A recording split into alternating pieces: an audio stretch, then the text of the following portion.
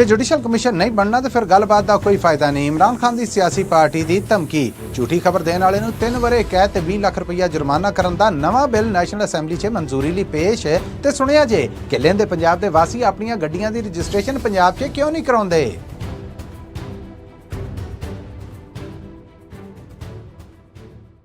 ये Punjabi radio USA है। अज 22 जनवरी साल 2025 और पाकिस्तान 23 जनवरी 2025 के इस खास न्यूज़ बुलेटिन च मैं मसूद मली आप सबनों जी आयां नूं कहना, दोवें हथ जोड़ के सलाम अदाब और सत श्री अकाल।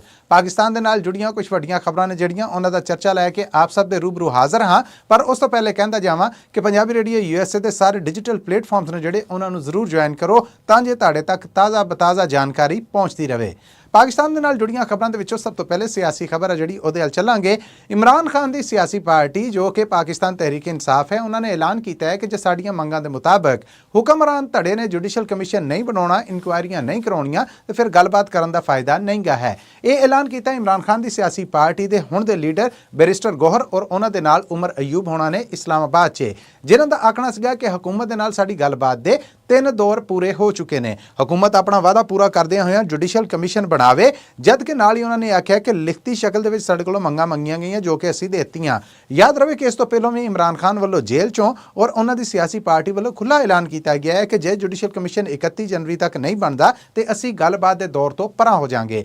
हुक्मरान धड़े वालों या हुकूमत वालों ये आख्या गया है कि इमरान खान की सियासी पार्टी परां हो भी जाती है तो असीं गलबात के बूहे बंद नहीं करांगे। पर हुकूमत वालों इमरान खान की सियासी पार्टी वालों सामने रखियां गईयां आईयां या लिखती शक्ल 'च सामने जिहड़ियां मंगां आईयां ने उस बारे हजे तक कोई कौल करार या कोई उहदे उत्ते बयान जिहड़ा वो नहीं दिता जा रहा। कुछ दिन पहले सैनेटर इरफान सदीकी होना का आखना सीगा कि सियासी गलबात सियासतदानां दे नाल ही चंगी लगती है, फौज के बूहे नहीं खड़काने चाहिए। जबकि बैरिस्टर गौहर उमर अयूब होना का यह आखना है कि असी बार बार हुकूमत नूं यह आख्या कि साडी इमरान खान दे नाल मुलाकात कराई जाए, साडी इस मंग नूं पूरियां नहीं किया जा रहा। जदों तक जेल 'च इमरान खान दे नाल मुलाकात करके उन्हां कोल सलाह नहीं लांगे, हुकूमत दे नाल कोई किसी किस्म की गलबात है जिहड़ी उहनूं तय नहीं कर सकते। साडियां मंगां दे बावजूद जिहड़े समझौते सन उन्हां 'च यह तय सीगा कि साडी इमरान खान दे नाल मुलाकात करवाई जाएगी, पर हुकूमत वालों इमरान खान दे नाल मुलाकात दा ना प्रबंध किया जा रहा, ना उपराला किया जा रहा और उल्टा साडे ते दबाव पाया जा रहा। साडियां मंगां खुलियां ने जो कि असीं अपने लीडर इमरान खान वालों सामने रख दित्तियां ने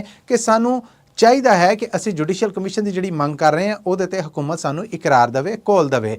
इमरान खान की सियासी पार्टी का आखना है कि 9 मई 2023 जो इमरान खान की हुकूमत का धर्म तख्ता जिहड़ा वो डिग्या गया और मुल्क दे विच हंगामे, मार ताड़ और इस तो अड अगां लाउण और सरकारी दफ्तरां ते हमलियां दे इल्ज़ाम ने उन्हां दे उत्ते बाकायदा एक जुडिशल कमीशन है जिहड़ा वो बनाया जाए कि आया ये वाकई होया या आप ड्रामेबाजी की गई। इमरान खान की सियासी पार्टी का यह भी आखना है कि इस तरह 26 नवंबर 2024 नूं इस्लामाबाद 'च साडी सियासी पार्टी के लोगों के उत्ते जिद्दां हल्ला बोलिया गया, गोली चलाई गई, खून खराबा किया गया, ਉਹਦਾ भी जुडिशल कमीशन बनना चाहिए है।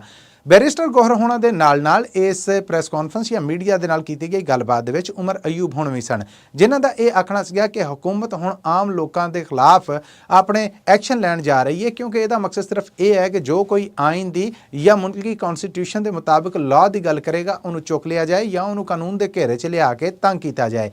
अली खान होना ने इस मौके दे विच आख्या कि इमरान खान के खिलाफ जिहड़ा 190 million pound Al-Qadir trust case का आया फैसला है वो सरासर सियासी है। वो फैसला है जिहड़ा उन्होंने बकायदा एक सियासी चालबाजी है जिहड़ी वो करार देने आ। उन्होंने इत्थे तक आख्या कि ये जज ने जिहड़े ये अदालतां ने जिहड़ियां दबाव 'च ने विके हुए ने और इन्हां ने दबाव के तहत फैसला दिता। अली खान होना दा यह भी आखना सीगा कि वो जज जिन्हां दे कोल कोई कायदा कानून या इहो जिहे कोई क्रेडिट है ही नहीं कि जिहदे ते वो कोई वड्डे केस का फैसला कर सकन, वो इमरान खान के खिलाफ फैसला देण दे ने। ये फैसले किते होरों लिखे हुए आ रहे हैं। इमरान खान की सियासी पार्टी वालों दो टोक लफ्ज़ां 'च कहा गया है कि 31 जनवरी तक की डेडलाइन के दौरान जे हुक्मरान जमात या हुकूमत जुडिशल कमीशन बनाने का ऐलान कर दी है तो गलबात जारी रहेगी, नहीं तो असीं गलबात नूं मुकाउण जा रहे हैं। पाकिस्तान की फैडरल सरकार ने नैशनल असैम्बली दे विच एक नवा बिल पेश किया है जिहदे तहत झूठी खबर देने वाले नूं 3 वरे तक सज़ा और 20 लाख रुपया जुर्माना किया जा सकेगा। याद रहे कि इस तो पहलों भी सोशल मीडिया के हवाले दे नाल फैडरल इन्वेस्टिगेशन अथॉरिटी यानी FIA दे विच एक साइबर क्राइम विंग मौजूद है, लेकिन जे यह बिल नैशनल असैम्बली तो मंजूर हो जाता है तो उस तो बाद FIA का यह साइबर क्राइम विंग है जिहड़ा ये मुक जाएगा। सरकार इस नवे बिल के राही सोशल मीडिया एक्टिविटीज़ नूं कंट्रोल करन लई या ਇਹਦੇ ਉੱਤੇ ਆਪਣਾ ਦਬਾਅ ਰੱਖਣ ਵਾਸਤੇ ਨਵੀਂ ਕਾਨੂੰਨ ਸਾਜ਼ੀ ਕਰਨ ਜਾ ਰਹੀ ਹੈ। ਇਮਰਾਨ ਖਾਨ ਦੀ ਸਿਆਸੀ ਪਾਰਟੀ ਪਾਕਿਸਤਾਨ ਤਹਿਰੀਕ ਇਨਸਾਫ ਨੇ ਇਸ ਨਵੇਂ ਬਿੱਲ ਦੀ ਮੁਖਾਲਫਤ ਕਰਨ ਦਾ ਫੈਸਲਾ ਕਰ ਰਿਹਾ ਹੈ। ਪਾਰਟੀ ਜ਼ਰੀਏ ਕਹਿੰਦੇ ਨੇ ਕਿ ਅਸੀਂ ਇਹਦੀ ਮਨਜ਼ੂਰੀ ਹੋਣ ਦੇ ਵਿੱਚ ਸਭ ਤੋਂ ਵੱਡੀ ਰੁਕਾਵਟ ਬਣਾਂਗੇ, ਕਿਉਂਕਿ ਇਸ ਬਿੱਲ ਦਾ ਮਕਸਦ ਹੱਕ, ਸੱਚ ਔਰ ਆਈਨ ਦੇ ਮੁਤਾਬਕ ਗੱਲ ਕਰਨ ਵਾਲੇ ਨੇ ਜਿਹੜੇ ਉਹਨਾਂ ਦੀ ਜ਼ੁਬਾਨਬੰਦੀ ਕਰਨਾ ਹੈ। ਇਸ ਤੋਂ ਪਹਿਲਾਂ ਪਾਕਿਸਤਾਨ ਦੇ ਵਿੱਚ ਕਦੀ ਏਡਾ ਸਿਆਹ ਵੇਲਾ ਜਾਂ ਏਡਾ ਕਾਲਾ ਵਕਤ ਨਹੀਂ ਆਇਆ ਜਿੰਨਾ ਇਸ ਵੇਲੇ ਚੱਲ ਰਿਹਾ ਹੈ। ਹੁਕਮਰਾਨਾਂ ਦੀਆਂ ਕਰਨੀਆਂ ਕਾਰਨ ਪਾਕਿਸਤਾਨ 'ਚ ਇੰਟਰਨੈਟ ਔਰ ਸੋਸ਼ਲ ਮੀਡੀਆ ਦੀ ਇਸ ਬੰਦਸ਼ ਔਰ ਇਹਨਾਂ ਕੰਮਾਂ ਕਾਰਨ ਜਿਹੜਾ ਡਿਜੀਟਲ ਬਿਜ਼ਨਸ ਹੈ ਜਾਂ ਆਨਲਾਈਨ ਬਿਜ਼ਨਸ ਹੈ ਉਹ ਸਖਤ ਮੁਤਾਸਿਰ ਹੋਇਆ ਹੈ। ਇਹ ਗੱਲ ਆਮ ਬੰਦਾ ਵੀ ਕਹਿ ਰਿਹਾ ਹੈ। ਪਰ ਇਸ ਨਵੇਂ ਲਾਅ ਦੇ ਤਹਿਤ ਹੁਕੂਮਤ ਕੀ ਕਰਨ ਜਾ ਰਹੀ ਹੈ? ਇਸ ਨਵੇਂ ਬਿੱਲ ਦੇ ਤਹਿਤ ਇੱਕ ਨਵੀਂ ਅਥਾਰਟੀ ਬਣਨ ਜਾ ਰਹੀ ਹੈ ਜਿਹਨੂੰ ਸੋਸ਼ਲ ਮੀਡੀਆ ਰੈਗੂਲੇਟਰੀ ਅਥਾਰਟੀ ਦਾ ਨਾਮ ਦਿੱਤਾ ਜਾ ਰਿਹਾ ਹੈ। ਰੈਗੂਲਾਈਜੇਸ਼ਨ ਜਿਹੜੀ ਉਹ ਕੀਤੀ ਜਾਏਗੀ। ਇਸ ਬਿੱਲ ਦੀ ਮਨਜ਼ੂਰੀ ਤੋਂ ਬਾਅਦ ਇਹਦੇ ਵਿੱਚ ਇੱਕ ਵੱਡੀ ਕਮੇਟੀ ਹੈ ਜਿਹੜੀ ਉਹ ਬਣਾਈ ਜਾਏਗੀ, ਜਿਹਦੀ ਮੈਂਬਰਸ਼ਿਪ ਦੇ ਵਿੱਚ PTA यानी पाकिस्तान टेलीकम्युनिकेशन अथॉरिटी, पैमरा के चेयरमैन, वकीलों, सहाफियां और IT स्पैशलिस्ट ने ਜਿਹੜੇ ਉਹਨਾਂ ਨੂੰ ਪਾਇਆ ਜਾਏਗਾ। आम ਜਿਹੜੇ सियासी पंडित ने उन्होंने आखना है कि इस बिल का मकसद सिर्फ और सिर्फ इमरान खान की हमायत ਦੇ ਵਿੱਚ ਉੱਠਦੀ डिजिटल आवाज़ है ਜਿਹੜੀ ਉਹਨੂੰ ਦਬਾਉਣਾ है ਤਾਂ ਜੇ ਉਹਨੂੰ कंट्रोल किया जा सके। इमरान खान होने तो इस वेले कैद 'ਚ ने पाकिस्तानी आम मीडिया, TV चैनल, रेडियो और अखबार ने ਜਿਹੜੇ ਉਹਨਾਂ ਤੇ इमरान खान के बयान और खबरों के बारे ब्लैक आउट है। लेकिन सोशल मीडिया राही इमरान खान के हामी ਜਿਹੜੇ मुल्क और मुल्क तो बाहर बैठे ने वो बाकायदा आवाज़ चुक रहे हैं और इमरान खान के नाल जुड़े बहुत सारे बयान सामने आते हैं जिन्हों की बाद च उन्होंने पार्टी लीडर ने ਜਿਹੜੇ ਉਹ ਤਸਦੀਕ ਕਰਦੇ ਨੇ। ਇਹਨਾਂ ਸਾਰਿਆਂ ਕੰਮਾਂ ਦੇ ਉੱਤੇ ਰੋਕ ਲਾਉਣ ਖਾਤਰ ਹਕੂਮਤ ਇਹ ਨਵਾਂ ਬਿੱਲ ਲੈ ਕੇ ਆ ਰਹੀ ਹੈ। ਇਹ ਆਖਣਾ ਹੈ ਸਿਆਸੀ ਪੰਡਤਾਂ ਦਾ ਔਰ ਇਮਰਾਨ ਖਾਨ ਦੀ ਸਿਆਸੀ ਪਾਰਟੀ ਦਾ। ਇਸ ਬਿੱਲ ਦੇ ਤਹਿਤ ਜੇ ਕੋਈ ਬੰਦਾ ਝੂਠੀ ਖਬਰ ਦਿੰਦਾ ਹੈ ਉਹ ਕਿਸੇ ਵੀ ਸੋਸ਼ਲ ਮੀਡੀਆ ਪਲੇਟਫਾਰਮ ਜਾਂ ਡਿਜੀਟਲ ਪਲੇਟਫਾਰਮ ਤੋਂ ਦਿੰਦਾ ਹੈ ਤੇ ਪਹਿਲਾਂ ਉਹਨੂੰ ਗ੍ਰਿਫਤਾਰ ਕੀਤਾ ਜਾਏਗਾ। ਅਥਾਰਟੀ ਦੇ ਸਾਹਮਣੇ ਉਹਦੇ ਉੱਤੇ ਕੇਸ ਚਲਾਇਆ ਜਾਏਗਾ। ਜੇ ਉਹ ਝੂਠਾ ਪੈ ਜਾਂਦਾ ਹੈ ਤੇ ਉਹਨੂੰ ਬਕਾਇਦਾ ਇਹਦੇ ਤੇ ਅਪੀਲ ਕਰਨ ਵਾਸਤੇ ਵਕਤ ਦਿੱਤਾ ਜਾਏਗਾ। ਜੇ ਉਹ ਅਪੀਲ ਦੇ ਵਿੱਚ ਵੀ ਮੁਜਰਮ ਠਹਿਰਦਾ ਹੈ ਯਾਨੀ ਮੁਲਜ਼ਮ ਤੋਂ ਇਲਜ਼ਾਮ ਲੱਗਣ ਤੋਂ ਬਾਅਦ ਜੁਰਮ ਸਾਬਤ ਹੁੰਦਾ ਹੈ, ਉਹ ਮੁਜਰਮ ਬਣਦਾ ਹੈ ਤੇ ਉਹਦੇ ਕੋਲ ਇਖਤਿਆਰ ਹੋਏਗਾ ਕਿ ਸੁਪਰੀਮ ਕੋਰਟ ਆਫ ਪਾਕਿਸਤਾਨ 'ਚ ਜਾ ਕੇ ਇਹਨੂੰ ਚੈਲੰਜ ਕਰ ਸਕੇ। ਹੁਕੂਮਤ ਵੱਲੋਂ ਇਸ ਤੰਗ ਘੇਰਾਬੰਦੀ ਦੇ ਉੱਤੇ ਸੋਸ਼ਲ ਮੀਡੀਆ ਐਕਟਿਵਿਸਟ ਨੇ ਜਿਹੜੇ ਉਹਨਾਂ 'ਚ ਵੀ ਚਿੰਤਾ ਨੱਸੀ ਫਿਰਦੀ ਹੈ, ਜਿਨ੍ਹਾਂ ਦਾ ਇਹ ਆਖਣਾ ਹੈ ਕਿ ਇਹ ਕੰਮ ਜਿਹੜਾ ਇਹ ਸਿਰਫ ਔਰ ਸਿਰਫ ਆਮ ਲੋਕਾਂ ਨੂੰ ਜ਼ੁਬਾਨਬੰਦੀ ਕਰਨ ਔਰ ਆਪਣੀ ਮਰਜ਼ੀ ਦੇ ਮੁਤਾਬਕ ਚਲਾਉਣ ਖਾਤਰ ਕੀਤਾ ਜਾ ਰਿਹਾ ਹੈ। ਪਾਕਿਸਤਾਨ ਦੀ ਨੈਸ਼ਨਲ ਅਸੈਂਬਲੀ 'ਚ ਪੇਸ਼ ਕੀਤਾ ਗਿਆ ਇਹ ਬਿੱਲ ਹੈ ਜਿਹੜਾ ਇਹਦੇ ਤੇ ਜਿਰਾ ਕਦੋਂ ਹੁੰਦੀ ਹੈ ਜਾਂ ਇਹਨੂੰ ਮਨਜ਼ੂਰ ਕਰਨ ਵਾਸਤੇ ਹੁਕੂਮਤ ਕੀ ਕਰਦੀ ਹੈ, ਇਹ ਆਉਣ ਵਾਲੇ ਦਿਨਾਂ 'ਚ ਖਬਰਾਂ ਆਉਣਗੀਆਂ। ਪਰ ਇਹ ਤੈਅ ਹੋ ਗਿਆ ਹੈ ਕਿ ਹੁਕੂਮਤ ਸੋਸ਼ਲ ਮੀਡੀਆ ਰਾਹੀਂ ਆਪਣੇ ਖਿਲਾਫ ਉੱਠਦੀਆਂ ਆਵਾਜ਼ਾਂ ਨੇ ਜਿਹੜੀਆਂ ਉਹਨਾਂ ਨੂੰ ਕੰਟਰੋਲ ਕਰਨ ਖਾਤਰ ਇਸ ਬਿੱਲ ਨੂੰ ਲੈ ਕੇ ਸਾਹਮਣੇ ਆਈ ਹੈ।